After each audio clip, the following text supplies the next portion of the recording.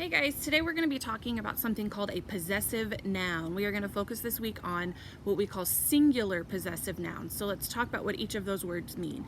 Singular means there's only one. Possessive means that they're going to own something. And then the noun we all know is going to be a person, place, or thing. So a singular possessive noun is a noun that shows ownership to a person. So someone or something possesses an object. Whenever they have possession of that object, whenever it belongs to them, we add an apostrophe S to the end of that word to show that it belongs to someone. So if I had the sentence, the apples belong to Kelly. Kelly owns something. Something belongs to her in this sentence. The apples. So we would write that they are Kelly's apples. And to show that she owns it, we would add an apostrophe S to the end of Kelly. So this now shows us that we have a singular possessive noun. Kelly, the apples belong to her. And we know that because there's an apostrophe S at the end of Kelly. If we had our second sentence here, the baseball cards belong to Mike. Mike has something that belongs to him. What is it? It's the baseball cards. So these cards are Mike's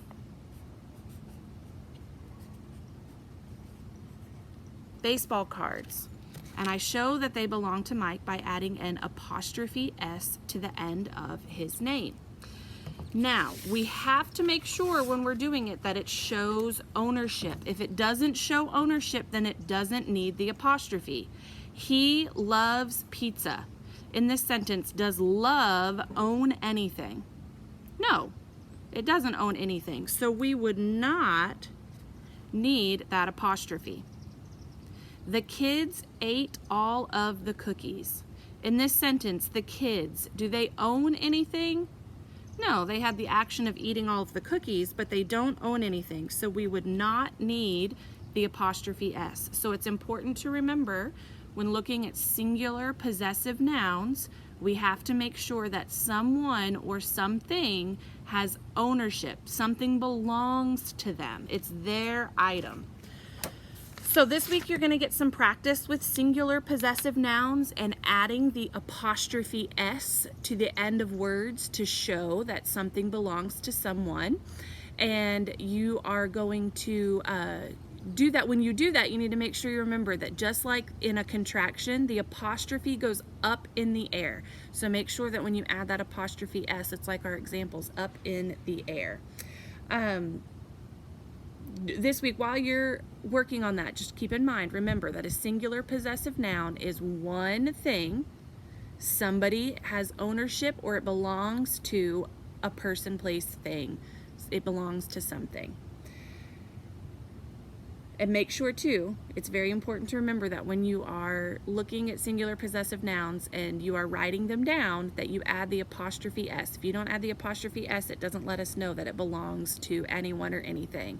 So if I were walking around my house right now, I could see that Addie's socks are on the floor. So when I wrote that down, I would write down the socks belong to Addie. So I would write down that they are Addie's socks. And I show that they belong to her because I've added the apostrophe S to the end of her name. So I hope that you enjoy the activities this week and that you get used to writing the apostrophe S at the end of words that show ownership. And remember, just keep in mind the singular possessive noun is a noun that shows that someone or something possesses or owns an object.